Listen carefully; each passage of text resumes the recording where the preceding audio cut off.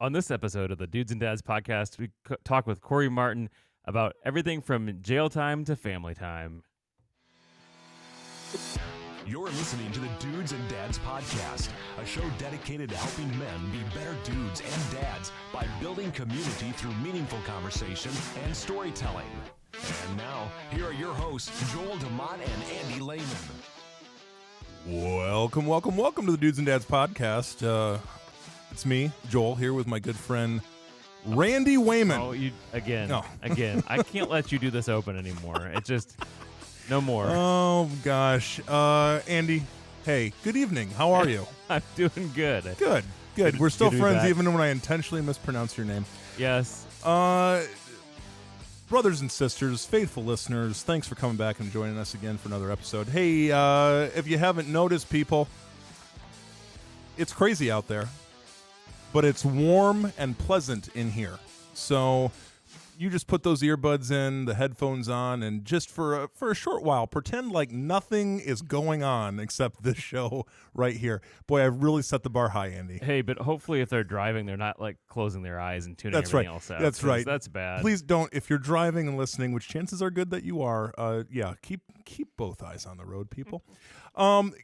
Andy, I'm excited about tonight. How about you? I'm very excited about tonight. Yeah, we've brought on, dare I say, we're kind of in this. We've had two similar. When I say similar people, they are different people, but they share in roles. We're kind of on this. It's like we have pastor type people in here, but different. It's kind of outside of the norm. Outside of the normal pastor type thing, right? And they're chaplain-y type people. Chaplain-y. That's a new word. It's a new word. Chaplain-y. Yes. So we want to welcome to the show our good friend and soon to be best friend and fellow beard enthusiast, dare I say, Cory Martin. Welcome to the Dudes and Dads podcast. Thanks for being here. Hey, thank you, Joel. Good to be here. Yes, well, I do like the beard. I mean, guys, it's for great. those of you watching on YouTube, guys, I'll just be honest. Off air, before we even started, I saw that glorious that face jacket that he's got going on there, and I said, goals, 2021 goals. Now, my wife might leave me over it, and we have previously discussed also that,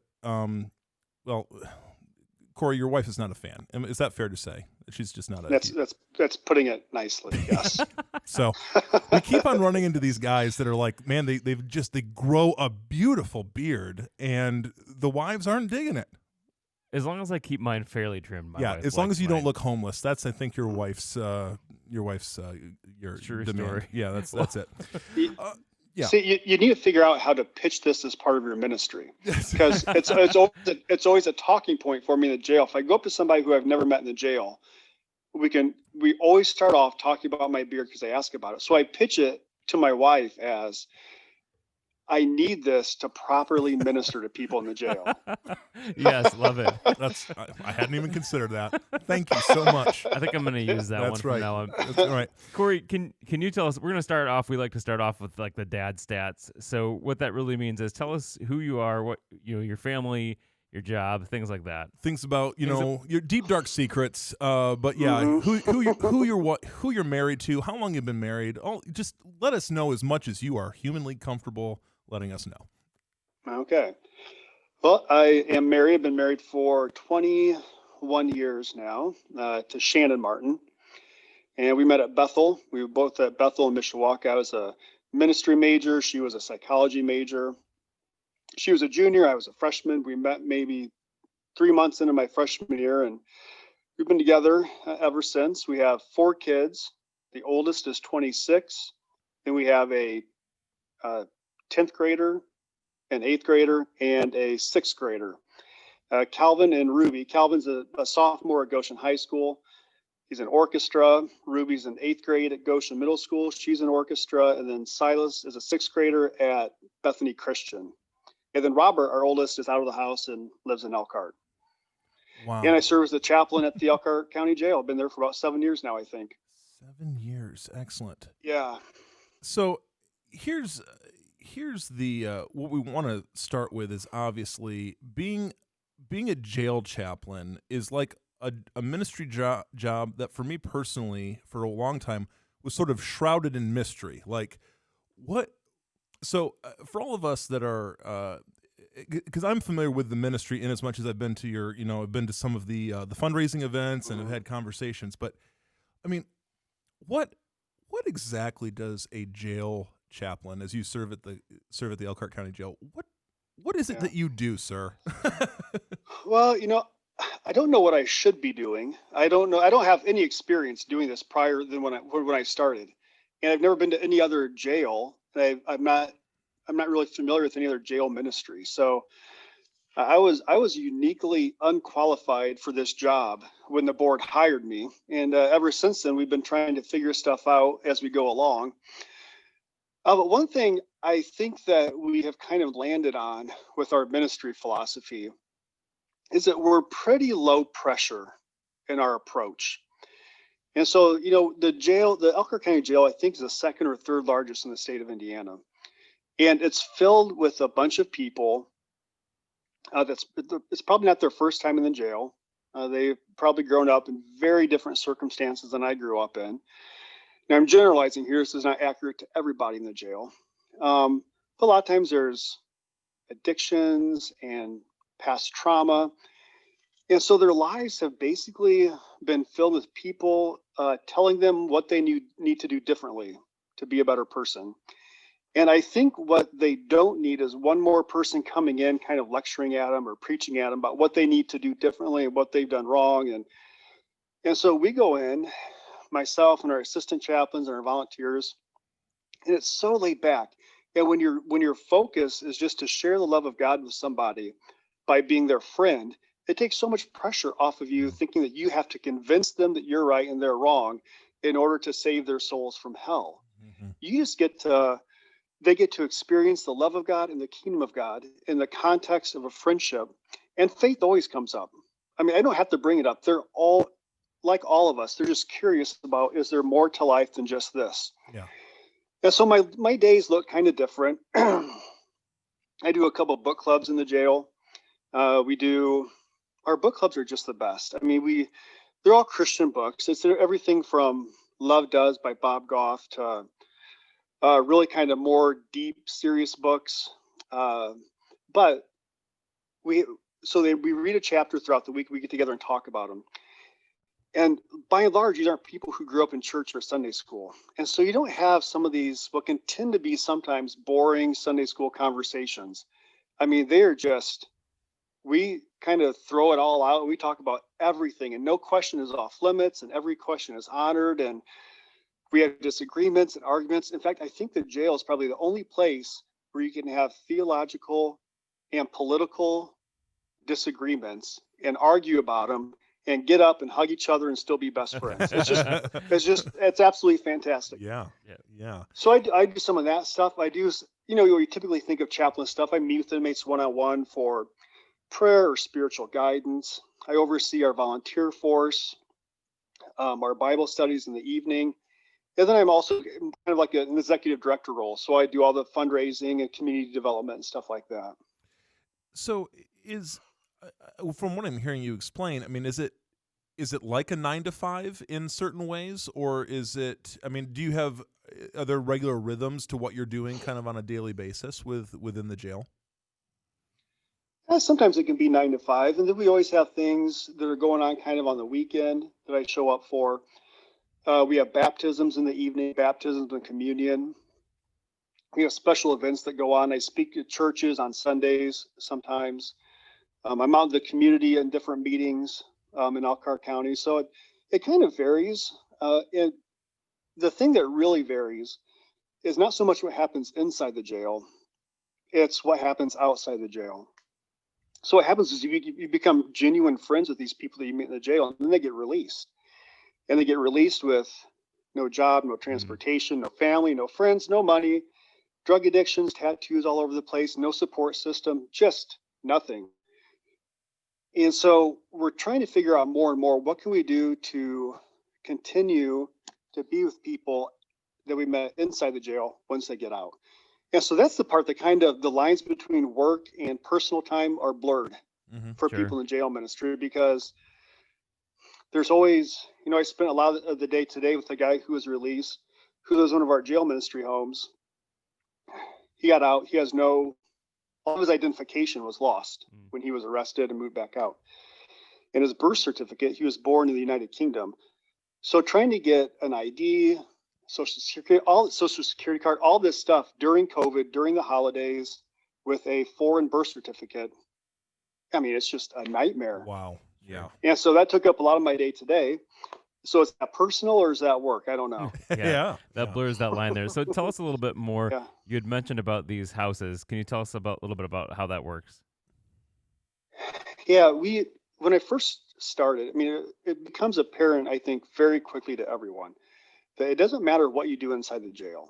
You can do all the great stuff in the world. You could have all the inmates in the jail memorize the entire Bible from Genesis to Revelation in Greek and Hebrew. And that's all really good. And then they get out, and like I said, they have no friends, no family, no job, no money, no transportation. And like all that stuff was good, but now what? I mean, it's the Bible memorization, the Bible studies, the prayer groups. They don't house you when you get out. They don't feed you when you get out. So all those things are good. That's where we build the foundation. But we realize quickly that's like half of the ministry. And if that's all we're doing, we're really not serving people the way they need to be served. And I don't think we're really, I believe the gospel should be good news here on earth. It shouldn't be good news only when I die and go to heaven. And the gospel is, a lot of the people in the jail, and I think sometimes I fall in this thinking, the church does sometimes, we still fall in this thinking that, okay, things will get better when I die and go to heaven. But I think we can experience the kingdom of God on earth. And if we're only sharing the gospel inside the jail through Bible studies, that's great. But how can we do the other half? How can we have them experience the kingdom of God once they get out by having the church help them with clothing and housing and new friend groups and communities and all this other stuff? So we kept thinking, what can we do to help? Like, what's the practical part of this ministry? And housing was just it just kept leaping to the front of our list. And I'm just convinced if you don't have a stable place to live, your life will never be stable. Your spiritual life, your emotional life, you just can't have any stability if you don't know where you're going to sleep at night. So we talked about, we're going to buy a house and see how this works. And we talked about it at our board meetings.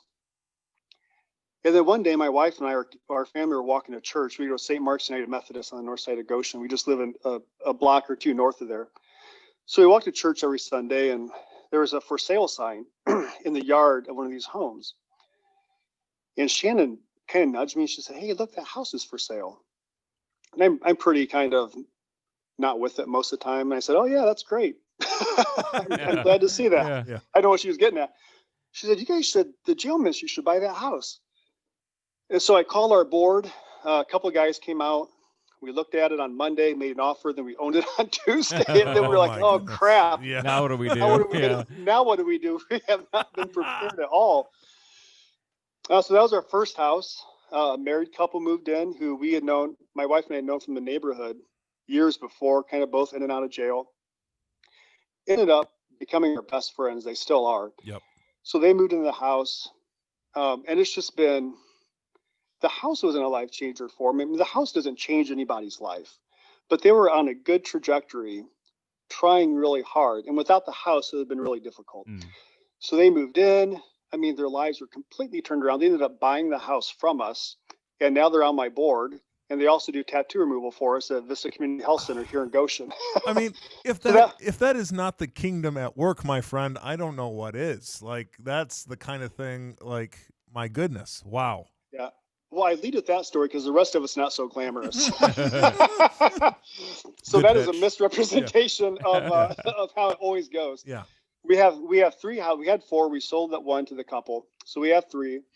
And I guess over the past 2 years, it's been pretty rocky. I mean, you move people in and they start off with the best of intentions, and old friends start coming around, and drugs and alcohol. And so we've had to help them find other places to live. We tell them we will never use the word eviction. They hear that enough. They don't need to hear it from us. Now, we may at some point have a conversation and say, okay, Joel, it feels like this isn't working out for you anymore. It's not what you signed up for. It's not what you wanted. It doesn't really feel like it's working out for us. So how can we help you find someplace else to go? And we've had to have those conversations with a number of different people. But right now we just have a fantastic group of people living in our homes right now. We have 2 single guys living in one home. A guy was in prison for 17 years. Another guy who's been out just for about a month. And a single mom with her 5th grade daughter living in another house. And then 2 single guys on drug court living in our 3rd house. And they're just they just needed like what all of us need: clean, safe, affordable place to live. And that is just, it just seemed like the material stuff is just so easy. We can raise money all day long to buy a house. We can raise money all day long to buy laser machines, tattoo removal. And so why not take advantage of that? Why not just help them get over some of these high hurdles that are easy for us to help them overcome? And we're getting ready to buy 5 more homes, hopefully Wow. before this summer. Wow.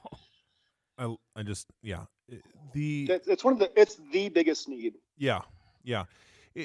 And I have friends that are over at it overlaps a little bit, that in leadership over at Hope Ministries in South Bend, and now for them their recidivism rate is pretty high. Usually people have to go through their program a couple times till they get out of the.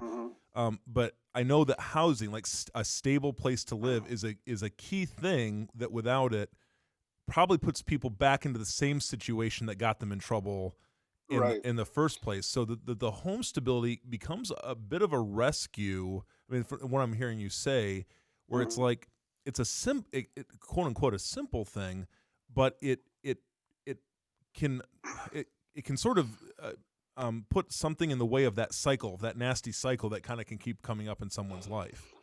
It makes it easier for somebody who's on a good trajectory to stay on that trajectory. Yeah. Now, so we bought that house our first time. We had no idea what we're doing. We still barely have a clue what we're doing. But one thing we have learned, I think, is we have now started partnering with other local ministries and organizations. So what happens is if you're living at Teen Challenge and you complete their program, they have like a halfway house, like a group home you can move to for a while. And then after that, you're they don't kick you out, but it's like they keep moving you out, and then you move out on your own. And they're in the same situation. Now, where do they go? It's the same way with the spa. It's the same way at work release when they go out on house arrest. So all these organizations are already working with people, many of whom have been incarcerated. They're doing really well. They've completed programs, and now, Teen Challenge or the spa or whoever, they don't want these people moving out back into a bad environment. So now what we're doing is we're just taking recommendations. So Andy Collins from the spa can call me, Rich Meyer from the clubhouse can call me, Tara Piano from drug court can call me, and they can move into our house that's clean, safe, and affordable. They already have that community around them, and those organizations can feel good knowing that people who've been through their program are moving to a really good place to live. That took us longer than it should have to figure that out. That's been the key to what's helped to make this work. Yeah. Well, and I mean, I've heard from the people that you're talking about that have been the success stories, and it's just like, I don't know, it gives me hope that actual transformation can happen in lives. We hear all the bad stories, and it is hard work coming out of that and moving through, and people have to be committed to it, but it does happen. It is possible. So that brings up another thing that I haven't figured out yet, but I talk about it with anybody that I talk to, because I don't know the answer, but I'm convinced that we have defined success incorrectly. The church has for so long. And so if you define success for the jail ministry by the testimonies that you hear at our banquet, it's misleading. And I have internal conflict with this, just kind of parading up front people Sure. who Yeah. Sure, Yeah. yeah. Yeah. who Yeah. who Well, are I- like yeah. the star pupils. Yes. And Yeah. and so you've been to some banquets. The majority of the people who've testified at our banquets are back in prison. Mm. Mm-hmm. So now the question is, does that mean they were not successful? Well, I don't know. I mean, it means that they messed up again, but so do I. Right. It means they're back in prison. But maybe jail and prison was kind of a savior for them at that time. It might have been a better place than where they were. And maybe they stayed out a year and a half instead of 6 months this time. Maybe they made it a little bit longer. Yep. I mean, so Mhm. it's just, we really tried not to define success by the outcomes of the people who we serve, I guess, because and I just feel like I have really so little control over anybody I come in contact with. Right. I mean, the people who lived in our house for the first time, who bought the house from us, I had known them for a long time, and they kind of the spirit got to them at a time where I was not involved in their life. I mean, it just kind of happens when they're ready, when God is ready, it happens. And I think our job is to be there for them when they're ready. Because I can't force it. I just want to make sure Right. that I'm in a place to be there for people when they want it. The thing that strikes me in particular, and this is coming from in a day and age where we're seeing spiritual leaders really rely on coercion and power. I think oftentimes, and ultimately, I mean, my opinion is when they rely on that long enough, it usually, you know, what goes around comes around as far as that's concerned. But when you're relying on coercion and power, you can get certain results. You can manufacture certain results. I think what is interesting about your role is that those, it sounds to me like what you're saying is a lot of the coercion and power mechanisms are largely not available to you. I mean, it's not saying that you couldn't be that way or you couldn't try to be that way, but your role sounds like, well, it's like these inmates don't have to engage with you. You know, they don't have to engage with you. They don't have to whatever. It is largely hearing from God, being obedient, coming alongside, and then just asking the next question of like, what's God going to do next? You know? Well, man, I could spend so much time trying to convince somebody who doesn't want to come to my book club to come to my book club, and neglect a whole bunch of people who are actually interested. Yep. And so I think the gospel will attract people not through coercion or through the fear of something, the fear of hell or the fear of penalties. I think love is a much stronger draw for people. It's much more compelling than fear is. Absolutely. And love is also a much better convicting force than fear or judgment, condemnation is. And so we just kind of do what we do. We hope people see something different in us, and they're curious and they want to see what's going on, and they join us and they feel like that's the other thing. So for our book clubs, whatever we do, I think you'd be hard pressed if you came to our book club, if your eyes were closed, you wouldn't know if I was the chaplain or an inmate. Mm-hmm. You know, these programs are not us getting up and lecturing people. This is us sitting around in a group trying to figure things out together. Yep. Because I don't have it all figured out. They don't have it all figured out. Heck, they have such a deeper understanding of grace and mercy and forgiveness than I do. They've experienced so much more than I have. And I've lived a pretty simple life comparatively. And so you sit in awe of these guys who are able to forgive their parents for something, who are able to forgive their spouse for something, their friends for betraying them. I mean, it's just, you really get to see the power of the Spirit through interactions like that. So that's, yeah, I mean, and the fact is as you've mentioned, and we will include this all in our show notes because there are going to, you know, there are opportunities to volunteer, to partner in this, to come alongside. So we'll make sure we have all the information, the ways that you can do that with the jail ministry. Because I love, it's always great, Cory, when I see someone within social media and I see some of the people that are volunteering with you, and it's like, and I know them I know who those people are in the community. I'm like, oh, so and so is over, over at the jail, and that's just because if I know the stories of those people, and I'm like, man, I know that they're getting ministered to, as volunteering. They're the ones that are being ministered to in this experience. I mean, they're coming to some new realities and new understandings themselves. I'm sure. That's absolutely true. This ministry is a two-way street. Yeah. So if we get in our mind as the church or believers, it's our job to go in there and preach and teach and save people. We miss out. We're shortchanging ourselves because we're not listening enough to the stories of the people who are there and who are incarcerated. Because I am just more and more convinced that God, he may just have more to teach us through the inmates than he has to teach the inmates through us. I used to say we have just as much to learn from. I don't know that's actually true anymore. I think we have more to learn from them than they have from us. Well, I think one of the things I did, and Joel, I don't know if you know this, but back when I was in high school, I was part of a prison ministry where I was at, and I attest to that. That is true. When you go in, you learn. You go in and you learn. Like there's no.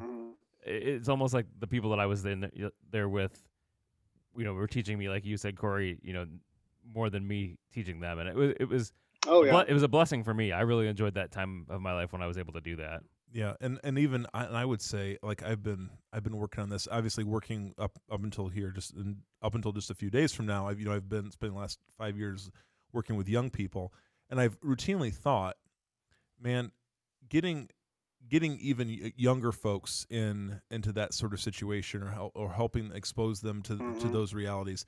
It's not a scared straight situation. It is it is a go and be ministered to by people who have lived a very different life, who have seen things, but like to your point, possibly understand grace, mercy, and forgiveness way better, and have wrestled with those things at a deeper level. And to me, that's like, it's just how God works. It's like an upside down kingdom thing. It is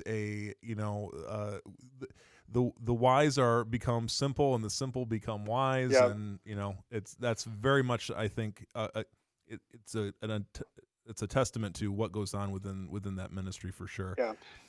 And in a day and age where tribalism is just running rampant and out of control, and everybody is against somebody else, or I'm against that group, and we don't like that group for this reason, and the interaction in the jail ministry erases that, because you meet people of all walks of life, and when you sit down across the table from them, you realize, oh, wait a minute, this guy's just like I am. They're these superficial differences that we think this guy must be bad because he committed this crime, or how could this person be so stupid that he keeps shooting up meth? Doesn't he know that he's going to go back to jail if he keeps doing that? Or isn't he so stupid that he had 6 kids that he can't take care of? So we read all these stories in the papers, and we see these people in the news, on the newscasts, who are getting, police reports or whatever. And you walk into the jail and you start hearing people's stories, and you start becoming close with them. You don't have to be argued out of certain positions. There are certain worldviews that just don't make any sense. They don't jive they don't jive with the reality anymore, because now when I see something on the news, I'm thinking, oh, wait a minute, I know somebody like that, and he's a really good guy. Yep. And so the jail really, it's hard to hold judgment and condemnation towards people when you're involved in, I'm sure there are other ministries like this, but I'm just saying, when you're involved in the jail ministry, man, it does so much to loosen the grips of judgment and condemnation towards other people. Yeah, that's good. Yeah, well, you just stand, like you said, you stand to do nothing but to benefit from that experience. So, so Cory, tell us, I did a little creeping on you here, and you do mention in your social medias that you are Andy and I are Enneagram people. We like to have this conversation. And you mentioned that you're a 6. Now Andy and I are both 2s. Andy's Okay. Andy's a 2-1. I'm a 2-3. So Okay. that means Andy's just more motivated than I am. No, I don't. He's more prone to detail-oriented things. Yeah. So okay, so I know the 6s that I know. My perception of 6s that I know is that they are scared of things all the time. No, Yep. so just for our listeners who are not Enneagram savvy, so and this is a rough sketch, won't apply to everybody, but Enneagrams tend to be committed but security oriented. Right. And so hardworking, reliable, responsible, trustworthy, excellent troubleshooters, which is great. But a big fear that can come up for a 6 is being without support or guidance. Yes.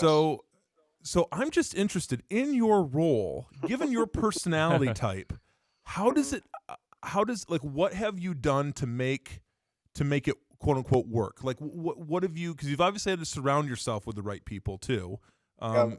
Given that, because I just think when I think of Jail Chaplain, I don't think of like security, kind of well-grounded in normalcy and all of that sort of stuff. So I'm just guessing there's been a journey there that you've had to sort of work through.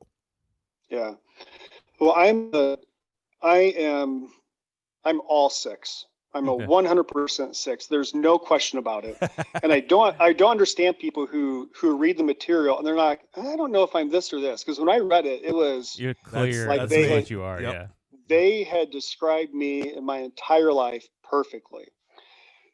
And I'm a 6-wing 5, and I have always, my entire life, been a very anxious person. Okay. And I've never liked surprises. I've never dealt well with uncertainty.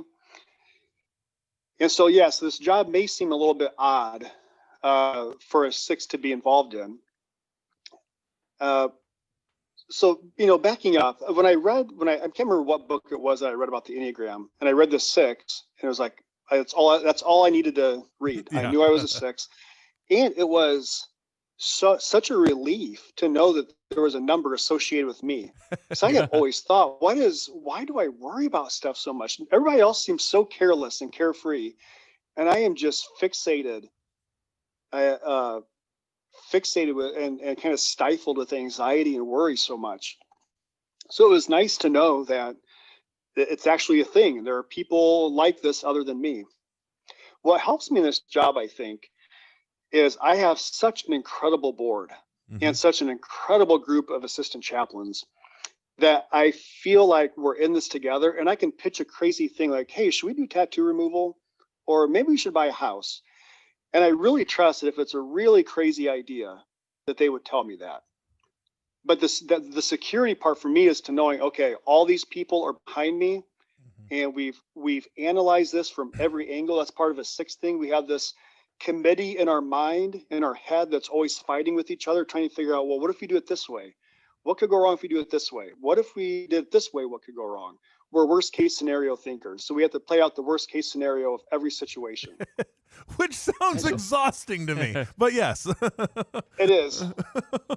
So, well, I will say I'm also over the past 3 or 4 years on anxiety medication, which has also been a huge help. Yeah, So Sure. good.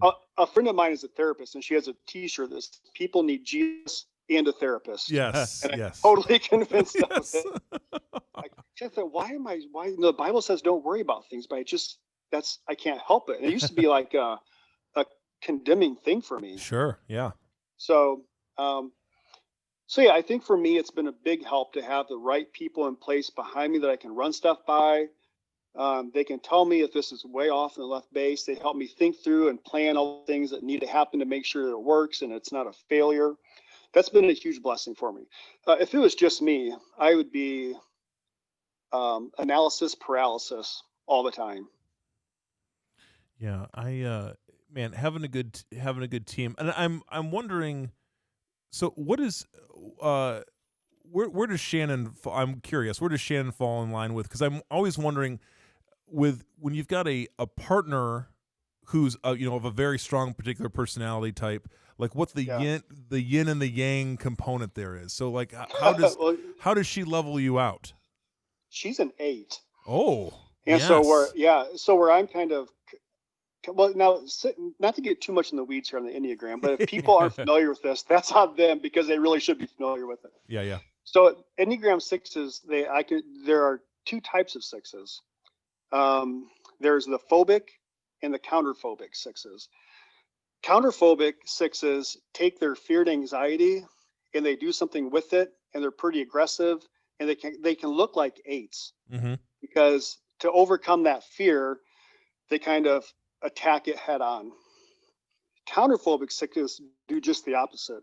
It kind of just shuts them down. All they can do is think through worst case scenarios, and they're afraid to do anything.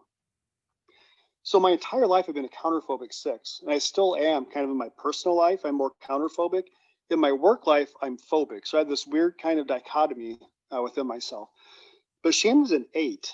And if you read any Enneagram books about relationships, one of the first things they tell you is, if you're an 8 and a 6, you should never get together. Yeah, that's right. Because That's right. they don't play nice together. Yeah. Oh. Mm-hmm. But, so Shannon, 8s thrive in conflict, and they build relationship through conflict. So if an 8 kind of pushes you and you don't push back, that means they can't trust you. Yeah. And I'm a 6. And so when I get pushed, my tendency is to back down. Mm-hmm. I'm not going to have that fight. So Shannon always interpreted that as weakness, and I always interpreted that in her as aggression. I'm like, why are you so mad right now? And she said, I'm not mad. What are you talking about? We're just having a conversation. Yep, absolutely. So it's really helped me to not be as fearful, to kind of push through things and, push back in a healthy way. I mean, be more assertive, I guess, in my personal life. Mm-hmm. Yeah. And, maybe I've helped her kind of Be less angry. No, I less angry.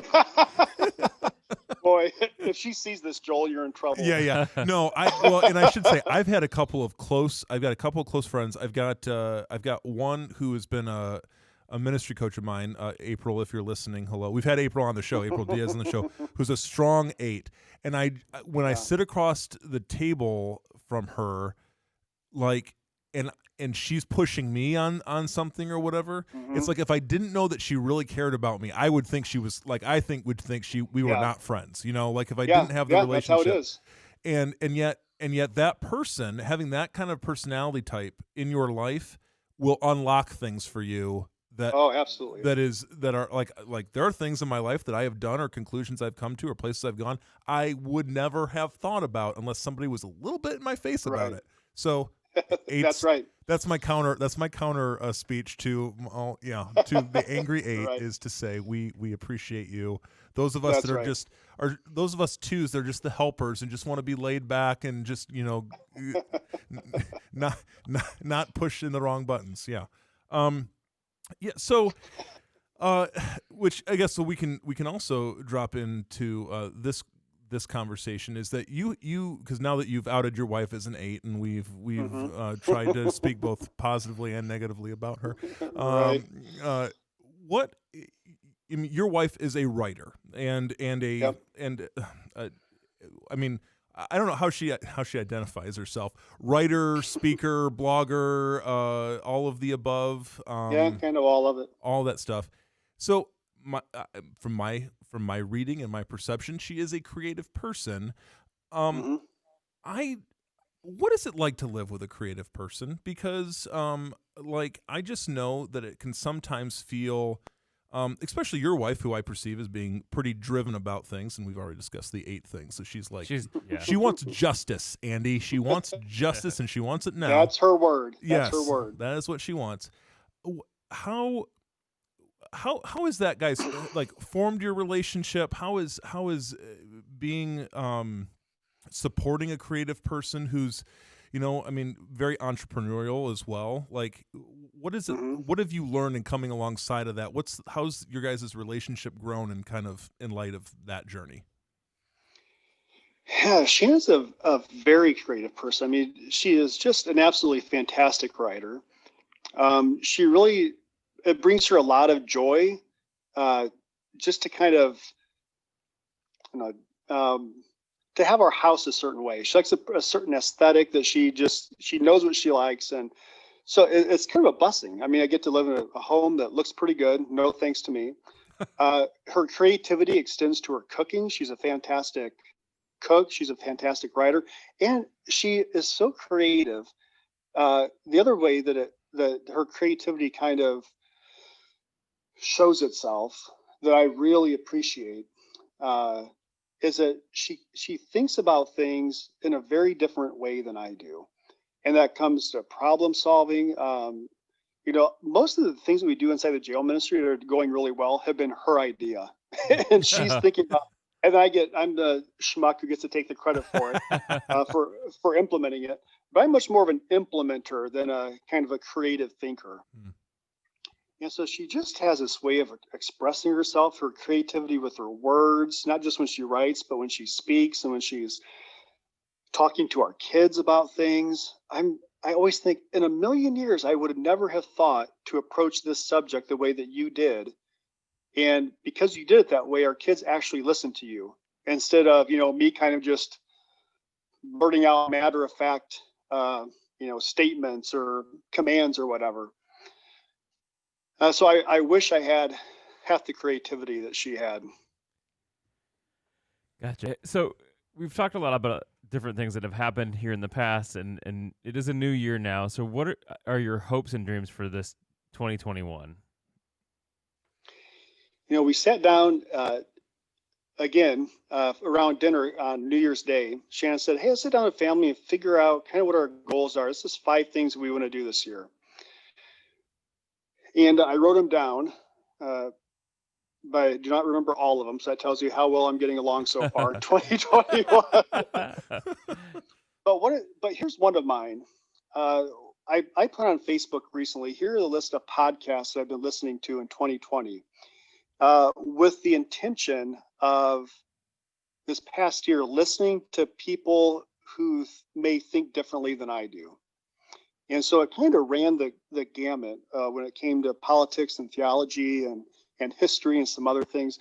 So I'm really trying to break free of whatever echo chambers I might be in, or to just become aware of them. Sometimes I'm inside of one, I don't even realize it. But one of the things that I noticed was, almost without exception, every podcast I listened to were white dudes. Nothing against you guys. No, I'm a white dude. No, we are. But yes, we get it. So one of my goals this year is to broaden my podcast listening to people of color, and especially working in the jail where we have a good mixed population. Sure. There's just something that people bring to the table that's different when you have a completely kind of shared life experience with another group of people. So that's one of my goals this year. One of my other goals, a personal one, is to be more patient with my kids. Sometimes I let my impatience show too quickly. Yeah. So the one that I really want to work on this year is kind of broadening even more the people who I listen to and read and watch. Yeah. So one thing we haven't touched on yet, and it's important because it's definitely been an important part of your guys' lives, is how you guys built your family and what your family looks like, what your children, how your family came to be formed as it is. So just tell us about that. Yeah. Well, when we were first married, we had a certain idea of what we thought our family would look like. I think we all kind of do. When we're married, this is how families are formed, and this is what they're going to look like. And then we realized through being infertile that we had a really severe lack of imagination on how God can bring families together and what the word family actually means. So all of our kids are adopted. We adopted Calvin and Silas from South Korea. Calvin was about 5 months old when we got him. Silas was 13. 18 months old when we got him. And Silas is actually biracial. He's part Korean, part Indian. He's more than biracial. He's largely Korean, largely Indian, and then a little bit of Japanese. Then Ruby was born in South Bend, so she is domestic adoption. And Robert, who's 26, we didn't even meet him until he was 16. I was working at the Crossing Educational Center, and he was a student at the Crossing Educational Center. And for whatever reason, I still don't know, he and I, my very first day, kind of kicked it off. Mm. And nothing about him and nothing about me should have made that possible. Mm. I mean, there's just not, there, you couldn't find two more different people in the world. And so, but he just kind of came closer to family. He'd come over for dinner, for holidays, start spending time with us.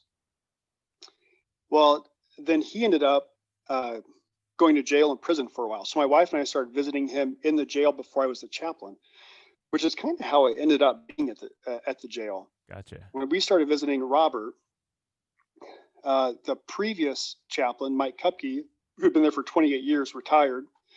And I was thinking it was time for me to move on from the Crossing.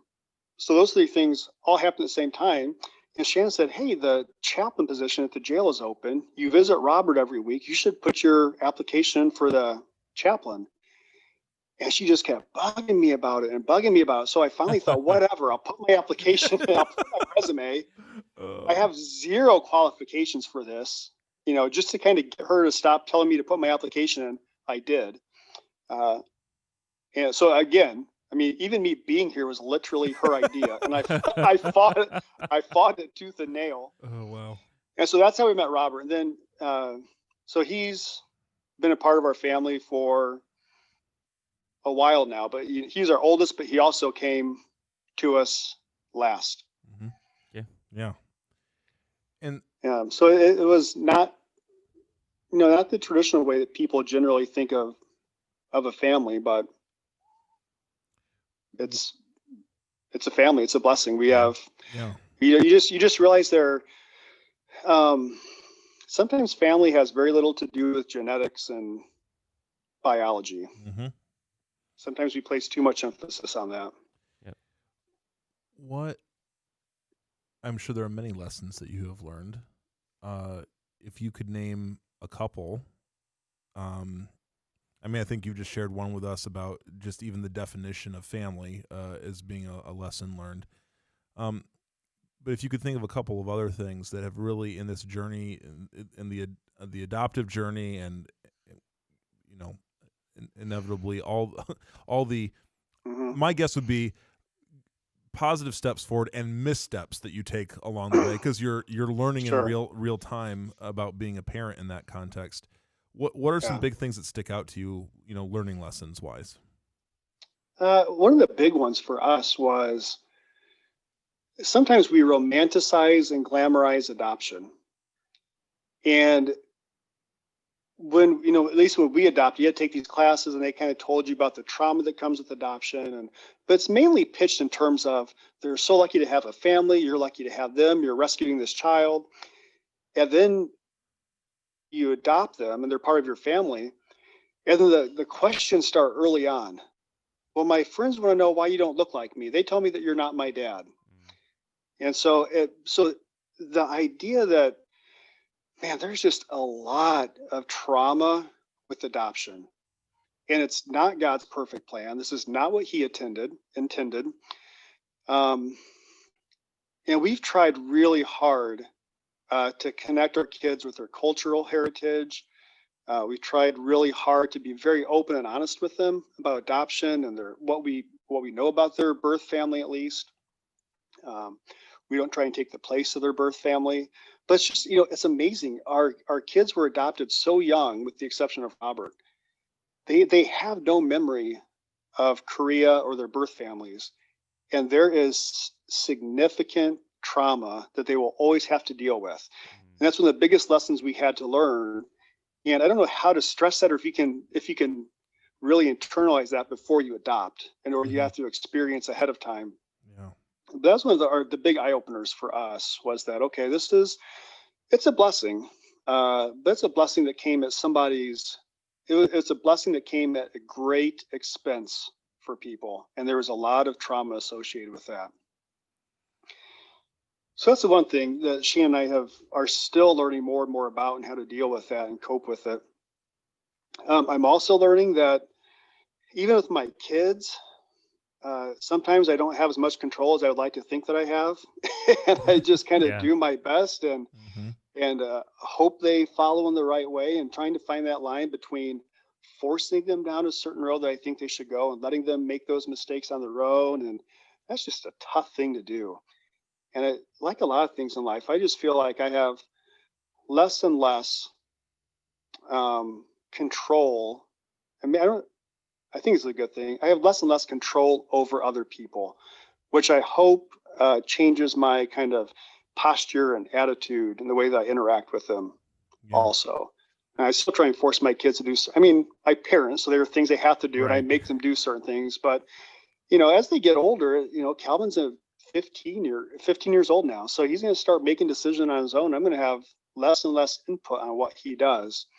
Trying to figure out how to make that transition and guide without being overbearing. That's a tough one.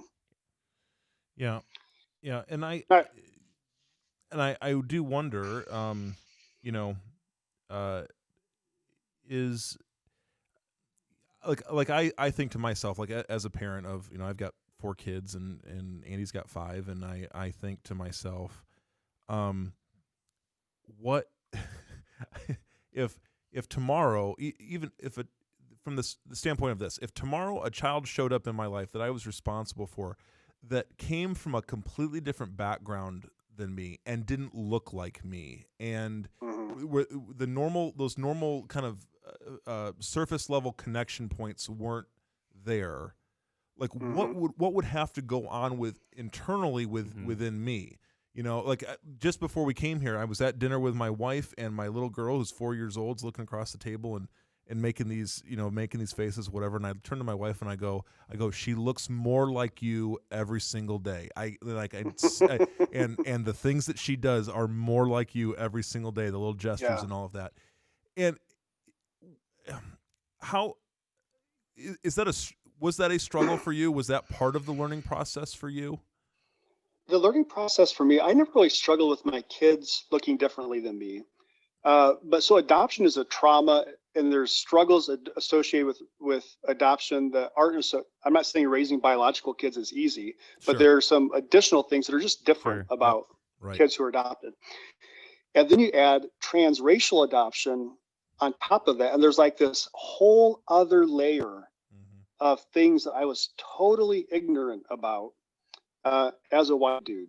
Yeah. And when you have an African American male or African American son, an African American daughter, and 2 Asian boys, the world starts looking differently. I don't think because the world is different. It's just that I'm seeing things for the first time that were hidden to me before. Mm-hmm. And so it's also been very important for us to be hyper aware and eager to learn more and more about race relations in America, because it's not theoretical anymore to us. Mm-hmm. It's not something that's written in newspaper columns or history books or you watch on movies. This is my family that we're talking about now. So that's been another really big learning curve for us because of adopting transracially. Yeah. Yeah. One of the things that I've learned that not related to family, if I can throw one more thing in, because this has been another big one for me. So we have like 300 volunteers at the Elkhart County Jail. We have 15 assistant chaplains. And if there's a church in Elkhart County, it's probably in one way or the other involved in the jail ministry. And that sounds fantastic. But that also means we have churches of this persuasion way over here, and we have churches of this persuasion way over here that would normally never think of being together. Yeah. I mean, some of them may have a difficult time referring to the other one as Christian. Right. Yes. Sure. Let alone doing ministry together. So one of the good things for me, and one of the good things for I think, our volunteers and our assistant chaplains is, again, you're in a communion service with a Mennonite, a Methodist, and a Baptist. It's hard to judge people you're taking communion with. Amen. And now they're serving together and they get to know each other. It is so hard to demonize people now because you're doing communion and baptizing together. Yep. So that one of the things that has really changed since I've been at the jail specifically is the hills that I'm willing to die on, the theological hills that I'm willing to die on have shrunken dramatically. Because I know so many believers who are doing their absolute best to follow the Holy Spirit who disagree on significant issues. Yep. And so at the jail ministry, we focus on we try and find the fewest things that unite us as believers. So what are the fewest things that you can put on a list that says this makes me a Christian? And if it's not on that list, those are things we're not going to focus on inside the jail. And that list is just shrunk and shrunk. Who is Jesus? What did he do for me? Mm-hmm. And man, so we put out, it's on our website now. It's kind of our ministry philosophy statement of faith. And it's basically the Apostles' Creed in Romans 10:9 or 9:10. If you believe in your heart that Jesus Christ rose from the dead, you will be saved. And that's kind of it. Now, I may have strong opinions about something. I'm not saying there are no other significant issues, theological issues or social issues in the church that we need to deal with. But one of the things that have really changed in me over the years are those ones that I'm really willing to fight with people over. Yep. And if we didn't have that, if we didn't take that approach in the jail, it'd be a very boring, monolithic echo chamber of volunteers, and it would just drive me crazy. I'd just be bored out of my mind. I'm sure. Yeah. Absolutely. Well, and it is a fascinating thing that in ministries like the one that you're involved with, I think just clarify so much for us, or stand to clarify so much for us if we're willing to step into them. And I, it's like it feels like we have, I don't know.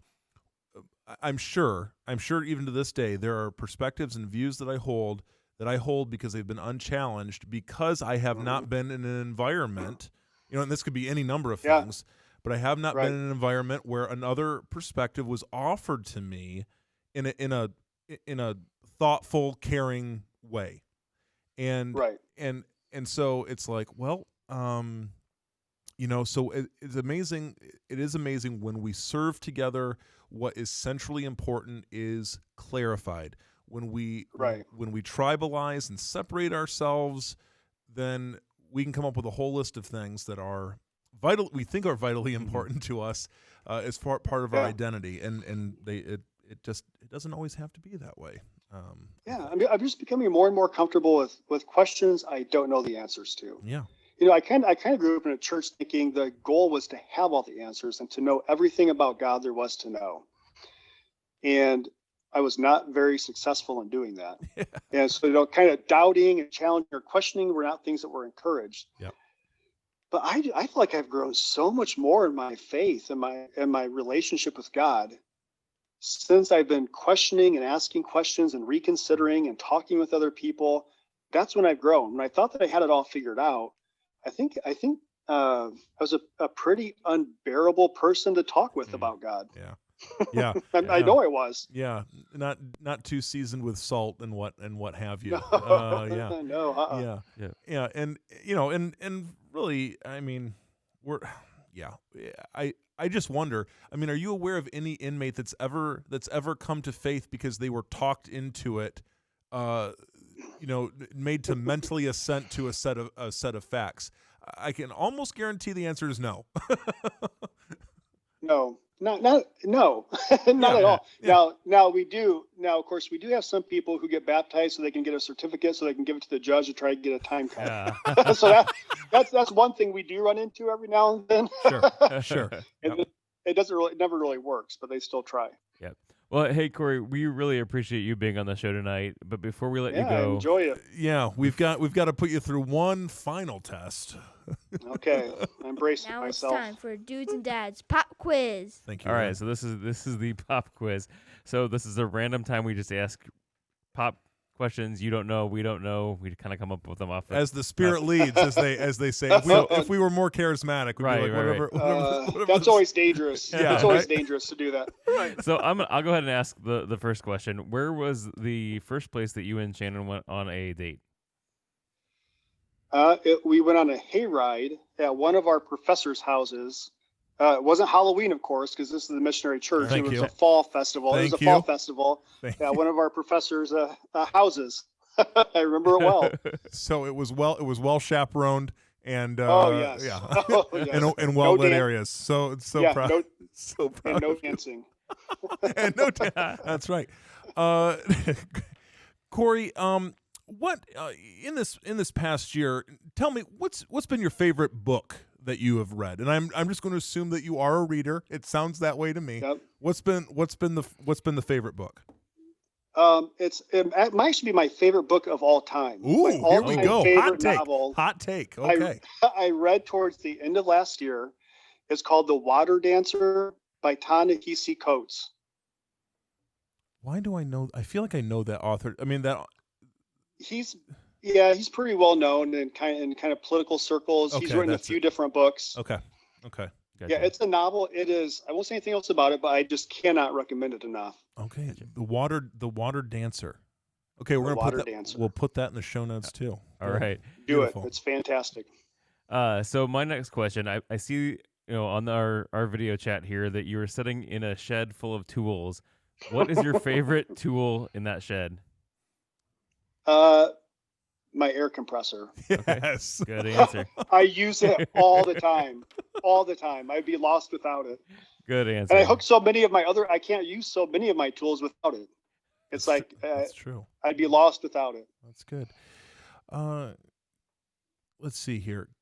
You've held a decent number of jobs in your time so far. If you could have some sort of, let's say, non-ministry related job, Mhm. what do you think it would be? A watchmaker and watch repairer. Wow. What do you think about that? That's a first. Yeah. That's a first. I've become fascinated with mechanical watches over the past 5 years. In fact, I always wear 2 watches on my wrist at all times. People make fun of me, and I don't care. I'm starting a new trend. Beautiful. Beautiful. Well, in Yep. the case of an accident, if one arm or limb is pinned and you're unable to see it, You'll still know. you still got the other Yeah. one available. Joel, you are speaking my language. You're talking like a 6. There we go. Uh-oh. All right. I think my last question will be, what was your first vehicle that you ever owned? Yeah, I don't know what year it was, but it was an old Ford 150 stick shift. I don't remember. I loved it. I totaled it. I ran into a triaxle, fully loaded dump truck Ooh. in Wakarusa, and it won. Oh, wow. But I loved that truck. My very first vehicle. All right, Cory, because we can't end on a shallow question, let's fast forward to the day of your funeral, and Mhm. you've got someone who is going to stand up and who's going to say meaningful things about you. What do you want to be remembered for on the face of this earth? Oh gosh. I guess I want people. Oh boy, man. I don't want people to say they could talk to me about anything, come to me with anything, reveal anything to me, and I was unfazed by what they said to me. And they knew that I was going to say I was a safe place they could go to. That's what I think I'd want them to say. Beautiful. Yep. That's That's why we don't end on the shallow question. that's why we do. Well, of course that's the they have to say nugget. something. they have to say something about my beard also.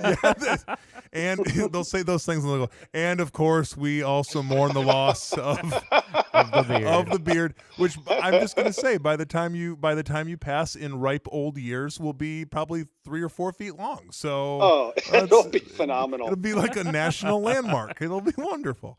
Wonderful. A 3-foot-long beard divorcee. Oh, jeez. Oh, Shannon, she just put up with it as long. You know what? The thing is, if it is that long, we know how it is that you came to your end. That's right. Well, That's right. Yeah. She drew the line at 2.5 feet. That's right. You crossed it, and that's what it took. Oh my gosh, Cory, man, it has been a pleasure, an absolute pleasure to share this time with you. And likewise. we just want to encourage everybody in the show notes over at dudesandadspodcast.com. We're gonna have ways you can volunteer with the jail ministry. We're going to have just an embarrassingly high level of information over there to help you get connected and to know more about Cory and his family. But we thank you guys for tuning in. As always, you can give us some feedback over at dudesanddadspodcast@gmail.com. You can like us, share us. Send us voicemail. Send us voicemail. That's a nice one too. There's the number there. Andy, do you know the number off the top of your head? Not off the top of my head. Well, hey, go to the website. Go to the don't website. Put me on dudesanddadspodcast.com. But guys, until next time, we wish you grace and peace.